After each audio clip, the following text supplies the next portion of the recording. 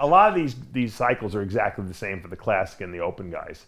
I mean, let's face it, classic guys are just smaller guys than the open guys. You know, there are some classic guys that can get bigger and do keep themselves smaller, and they might take a little bit less gear because they already got all the muscle they need. But for most of the classic guys that are still trying to add muscle and improve the way their physique looks, they're using cycles that are very comparable to the open guys. Maybe not the extreme open guys that are doing ridiculous amounts, but I'm talking for a guy who's in the open class who doesn't overdo his gear. I think the classic and the open cycle amounts are about the same, I would say. Now, having said that, there's always the one person that doesn't fit that mold, and I'm sure there's guys in men's physique that probably use more than some of the open guys do. But that's just, you know, that's life. Some people are just extremists.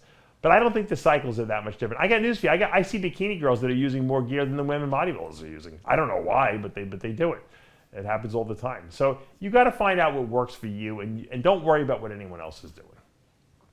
Let's go to action figure 86. If you eat too much carbs, you spill over and it gets stored as body fat. Too much protein gets converted into glucose. What happens when you eat too much fat? Well, I mean, I guess you could simplistically speaking, if you eat too much protein, a lot of it, believe it or not, a lot of it gets metabolized directly as fuel rather than getting converted right to carbs.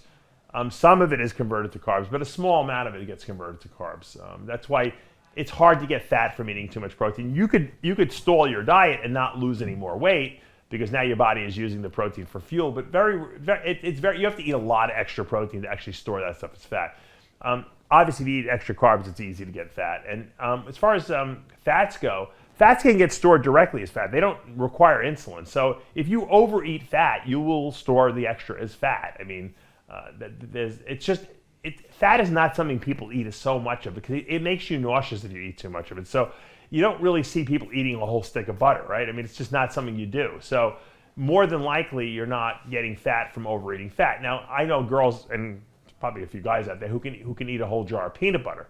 The problem with peanut butter is that it's not all fat. It's got a lot of carbs and protein in it. So it's the carb component that you're getting fat from, really not the fat component. Now, I mean, when was the last time you saw someone take a bottle of my macadamia nut oil and just start chugging it down like while they're watching TV?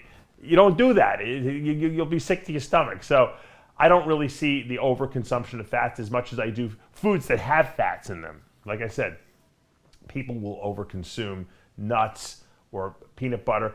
Very rarely have I seen anyone sit and eat 5 avocados because you'd get nauseous, you wouldn't do it.